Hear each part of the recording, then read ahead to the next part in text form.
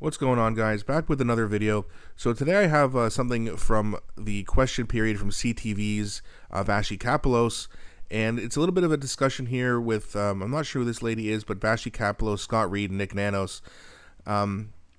They talk about some pretty interesting things, so we're going to have a look at that. Now, before we do, please don't forget to like and subscribe, as it really does help grow the channel. Let's get into this, and then we'll talk about it after like usual. Arrangement that is, in the near future somewhere agreed to, Nick. What is your assessment of the degree to which that might impact the domestic political landscape? And I ask because I remember during the election and right prior to it, there was a point in which you were showing the concern around Trump was the #1 issue for Canadians, and in the period since, when it seems like he's taking less direct aim at us and maybe perhaps at others, it's receded a bit in importance, according to your numbers. Yeah, in the latest weekly tracking, I think only about 15% of Canadians cite Trump, the U.S., as their top national issue of concern. Is down 8 points in the last 4 weeks. But you know what, Vashi, here's what I'm looking at, not whether there's an agreement, what happens after the agreement. I think the fact of the matter is that for Donald Trump, for us to come to an agreement with Donald Trump, it will have to be an agreement of some sort. Well, he will declare victory, right? He will declare victory in the United States and around the world. That is true. You know who else is going to declare victory? Mark Carney. You know who else is going to declare victory? The Liberal Party. You know who else is going to declare victory? The mainstream media. So this isn't just a one-way street here, Nick, In terms of the deal being good for the United States. So there's going to be some political blowback from that in Canada, and questioning what we actually have to agree to in order to have this level of stability. And the other thing is the cost. Like the government has already made one step forward on defense spending. That might not be enough, because now our NATO allies are looking at 2.5–3% spending on NATO. Where's that money going to come from? And the thing is for the Carney government, this might be a really tough period, but it might be easy compared to 1 or 2 years from now, when they're dealing with the fallout of whatever agreement that they might be able to come to with Donald Trump, and then the bill, and how that impacts spending on health care, spending on all those other different priorities that Canadians say are important, beyond the things that we have to kind of put on the table to get that deal with Donald Trump.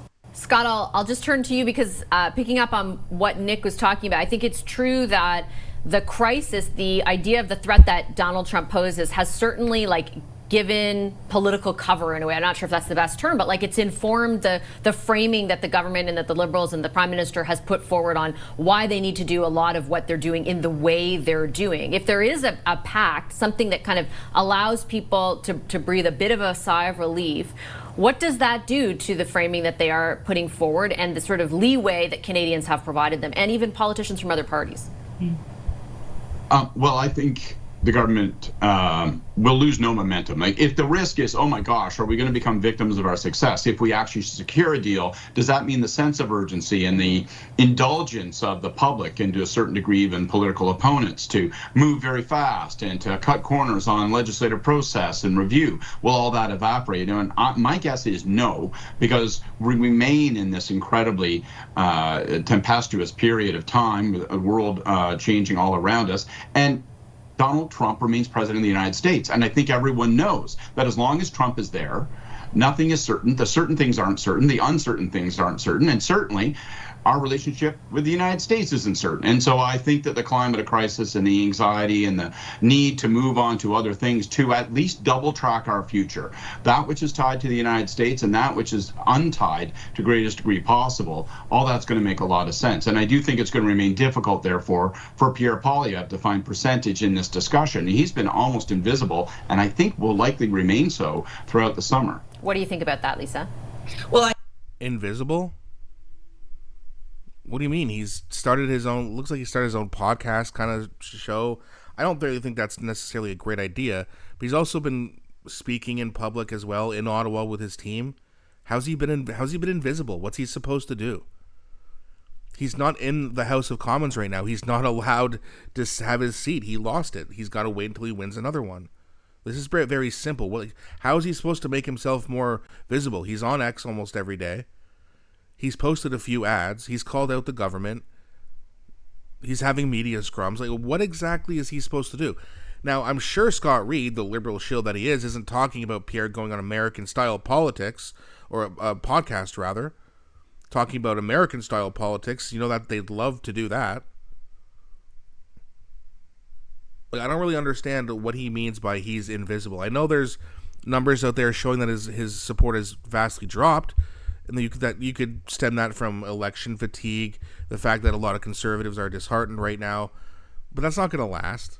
Not to mention, there's also other numbers showing that his support has only slightly dropped. So it's Scott Reid for you.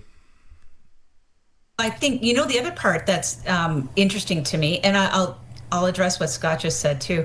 I find it interesting that in the past, when you're negotiating with the United States, you would oftentimes hear the provincial premier saying, we want a seat at the table. And you're not hearing that right now. They are definitely handing the ball to Prime Minister Carney and his team to do whatever needs to be done in terms of landing the deal with the United States. So I find that very interesting. And with respect to what you said, on Pierre and the Conservative Party, I think what we're experiencing and what is being borne out in the numbers, because you can see the popularity of Mark Carney and you can see the slipping popularity with respect to the Conservative Party and Pierre Poilievre in particular, what you're feeling and what you're seeing are Canadians going, it's not bad, right? Everything's okay. It seems to be working okay. And that's kind of the attitude that I get, even from conservatives. It's like, it's not terrible. And I think that's being judged against how people felt about the Trudeau government for the last year, quite frankly. So if you're holding a mirror up, it's Carney's government is being actually compared to the old Trudeau government. And people are going, well, this is a breath of fresh air, isn't it? So that's a fair point. All right, I'm going to cut it off there, but well, yeah, like Carney's government is always going to be compared to Justin Trudeau's, because if there's a hint that Mark Carney is like Justin Trudeau, which there's already been hints, there are going to be some people who go, ooh, that's not good. Like, I know Liberals who didn't like the cabinet picks, right? So that was kind of like, it's not enough to swing them away from the Liberals, but just wait until crime gets worse. Just wait until some taxes are brought back. Just wait until they want to rent you out a small little box to live in, and call it a beautiful modular home. And they're going to rent it for you for $2,000, maybe more. Wait until homelessness goes up. Things are not going to get better under Mark Carney, in my opinion. And again, I could be wrong, but he is not here to save us. He is not here to help this country. He is here to continue the destruction. He's just got to do it in a much smarter way than Justin Trudeau, because Justin Trudeau slipped and dropped the ball. He was too unserious. He was too much of a goofball. He was just, what he did at the convoy protest, that lost some people forever, including myself. You don't say that people like me are, misogynistic and racist somehow because we question the vaccine. That has nothing to do with misogyny or racism. So, he just really became like this really out of touch guy with most Canadians, and he was dropped. Even with Liberals. I know a lot of Liberals who didn't like him. I still know people who did like him. But I know a lot who said, yeah, I'm done with this guy. And then as soon as Mark Carney came in, it reinvigorated the whole party. It gave them hope. And like Lisa said here, people are like, okay, things are okay now, right? Things are okay now? And for now, they may think that, but they won't for long. But let me know what you think about this video. Let me know what you think about Scott Reid. I hate covering him. I hate watching videos where he's involved, but I thought this was a pretty good discussion. And what do you think about what Nick Nano said? What do you think about the fact that the Trump derangement syndrome seems to be slightly dying off in terms of its importance in terms of political issues? I really want to know what you guys think. Please also don't forget to like and subscribe once again, as it really does help grow the channel. Thanks for watching, and I'll be back shortly with a new one.